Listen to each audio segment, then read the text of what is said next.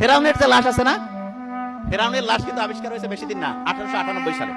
এবং আবিষ্কার হওয়ার তার প্রায় 77 বছর পরে 1975 সালে ফ্রান্সে নিয়ে গেছে ওই লাশ।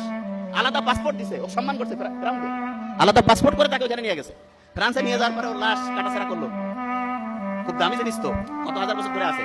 তারপরে তাকে ওর ফুসফুসের মধ্যে পানি এবং তার শরীরের মধ্যে যে সেন্সটা, বিজ্ঞান ওইখানকার যারা হচ্ছে ফরেনসিক মানে ডাক্তারদের মধ্যে একটা টাইপ আছে, তারা মানুষ মারা যাওয়ার কারণটি ব্যাখ্যা করে লেখে, ফরেনসিক মেডিসিন।